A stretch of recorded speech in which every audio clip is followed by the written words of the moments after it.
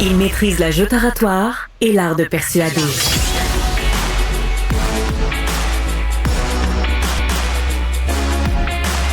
Alexandre Dubé. Ben, on y est presque, hein? Les vacances, pour plusieurs, il y en a, ça va être dans quelques jours, là, les vacances de la construction. Ce sera quoi vos projets de vacances cette année? Tu sais, Isabelle, on a eu au plus fort, là, notamment là, des tarifs, puis de la guerre avec les États-Unis, la guerre tarifaire. Il y a eu un mouvement là, où là, on a été plusieurs à se dire, c'est fini les États-Unis, on ne met plus jamais pied là, on ne veut plus rien savoir. Or, quand on regarde les chiffres, on a l'impression qu'on a peut-être un petit peu assoupli notre position. Des données de Statistique Canada pour juin, OK?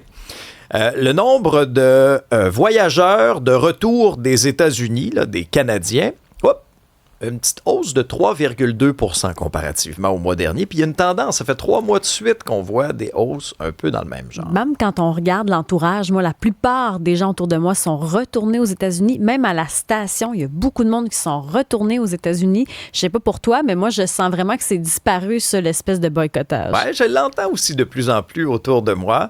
Geneviève Quentin, PDG de l'Alliance de l'industrie touristique du Québec. Bonjour, Madame Quentin.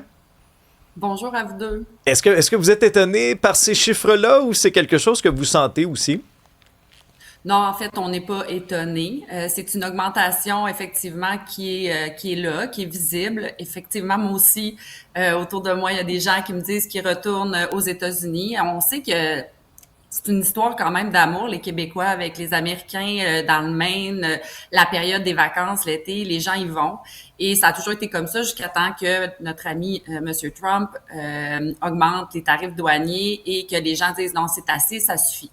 Et ça a été le premier signe de boycottage le plus sévère, en fait. Les gens continuaient à acheter des aliments en provenance des États-Unis, des vêtements en provenance des États-Unis, mais vraiment le voyage aux États-Unis était boycotté.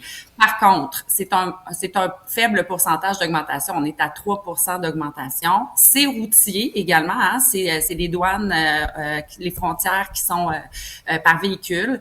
Donc, c'est sûr que c'est pas nécessairement les voyages qui sont les plus payants pour les États-Unis. L'an dernier, là, juste pour la période estivale, c'est 500 millions dont les États-Unis se sont privés en revenus parce que les Québécois ont décidé de ne pas y aller. Et ce qui est intéressant et qu'on voit vraiment, c'est une tendance à la hausse aussi et profitable pour le Canada et pour le Québec, c'est qu'il y a des clientèles qui viennent de l'étranger, qui allaient aux États-Unis et qui maintenant décident de boycotter eux aussi les États-Unis et visitent le Québec et le Canada. Donc, on a des nouvelles clientèles qu'on ne voyait pas. Je vois. Ça va faire l'objet d'ailleurs de notre tribune téléphonique aujourd'hui. Allez-vous aller en vacances aux États-Unis cet été? Si oui, pourquoi? Sinon, pourquoi vous maintenez un peu votre boycott? Puis, je vous dis, là, on n'est pas dans le jugement. Vous avez bien le droit d'aller aux États-Unis, il n'y a pas de problème. Mais c'est vraiment juste pour nous expliquer un petit peu votre point de vue, Isabelle. 187 Cube Radio, 1877-827-2346. David, en partant Schlack de Rouyn-Noranda, il n'est pas retourné. Il essaie d'encourager local en Abitibi. Est-ce que les Américains viennent nous visiter à l'inverse? Absolument. En fait, c'est notre marché prioritaire et il continue d'être vraiment priorisé. Les Américains, là, pour eux, venir au Québec, là, c'est une touche européenne à 5 heures d'avion ou de voiture avec un taux de change très profitable. Donc, ça coûte vraiment moins cher. Et il y a une petite, c'est ça, la petite touche européenne. Il y a pas non plus de jet lag, pardon pour l'expression anglaise, mais il y a pas de décalage horaire.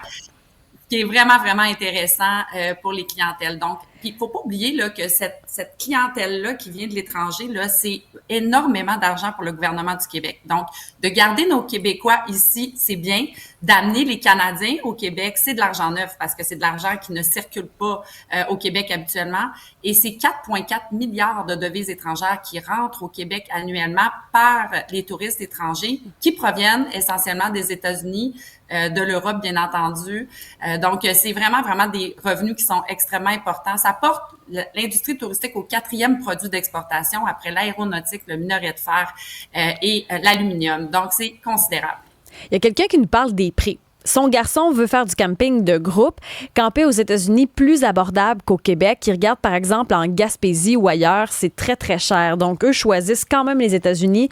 Et ça, j'imagine, malgré le taux de change, c'est quand même gros. Un bon point, ça, oui. On l'entend souvent, ce commentaire-là, quand même, là, Madame Quentin, le coût des vacances au Québec. C'est magnifique, le Québec. Mais des fois, lorsqu'on additionne tout ça, là, l'hôtel, la restauration, les activités, des fois, on n'est pas loin de voyager en Europe, là. On a fait une étude l'année dernière et les prix sont quand même considérablement comparables avec les destinations. Puis là, on parle des États-Unis, on parle du camping. Il faut pas oublier aussi que cette année, parce que l'été dernier a été une très mauvaise saison pour les Américains, je le rappelle, 500 millions de moins dans les coffres de l'État en termes de tourisme, juste du Québec, là. Donc, il y en a d'autres qui ne sont pas allés, bien sûr. Ça, c'est énorme. Donc, c'est sûr qu'ils vont arriver avec des modes séduction. Ils vont baisser les coûts des campings, ils vont baisser les coûts de l'hôtellerie parce qu'ils sont pas capables de remplir leur établissement ou leur environnement. À contrario, si on décide d'attendre pour réserver nos vacances au Québec, ben c'est la même chose que de réserver à la dernière minute quand on va dans des destinations à l'étranger. Il faut préparer ça, puis les coûts sont plus élevés, moins il y a de disponibilité, bien entendu. Mais sur la messagerie, il y a quelqu'un qui nous dit, OK, si on compare les hôtels, par exemple, 6 nuits à l'hôtel Bonaventure à Montréal, ça va coûter à peu près 5 000 $. Le Bellagio, 1 750 $. Il y a quand même une grosse différence. Il y a moins de cons d'orange à Vegas.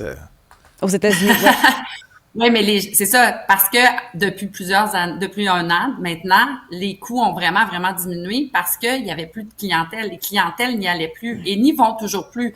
Donc, les hôtels doivent user de séduction pour être capables d'attirer des clientèles à nouveau.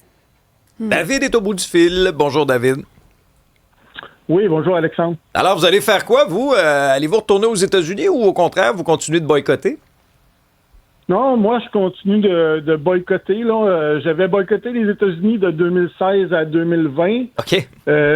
Puis, depuis le retour de Trump aussi, là, je suis pas vraiment retourné. On était habitués avec un groupe d'amis à aller faire des voyages là, aux États-Unis. On allait souvent voir des matchs de baseball. On faisait le tour des stades, tout ça.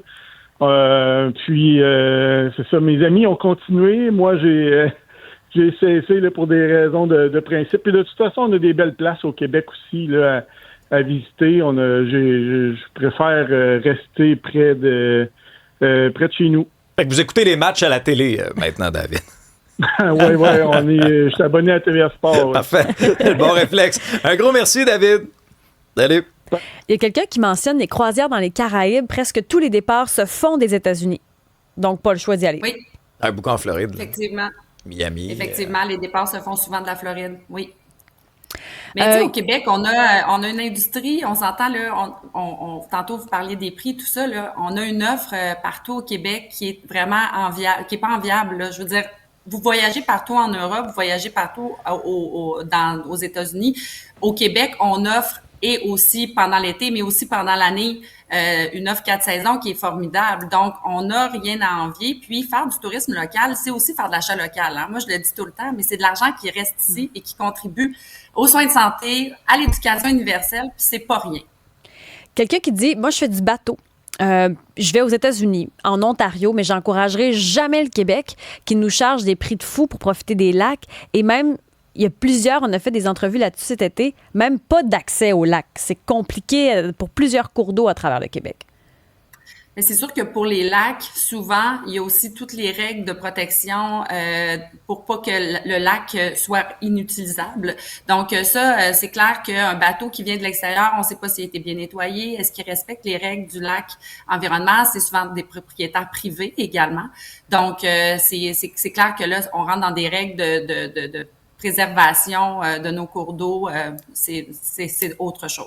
Mais c'est quand même particulier qu'au Québec, avec la grandeur de territoire qu'on a, avec la quantité de cours d'eau qu'on n'y ait pas plus accès que ça. Souvent, on a l'impression que c'était un petit country club, là, une gang de millionnaires autour du lac qui ont accès effectivement au plan d'eau. Ben, en tout cas, on verra bien l'impact sur l'industrie touristique. On comprend effectivement que oui, il y a des gens qui viennent nous voir d'un peu partout à travers le monde, mais il y en aura des Québécois qui vont être tentés de franchir la frontière, notamment avec leur véhicule pour aller passer leur semaine de vacances aux États-Unis. Geneviève Quentin, PDG de l'Alliance Industrie touristique du Québec. Bonne saison à vous. Merci beaucoup. Bon été.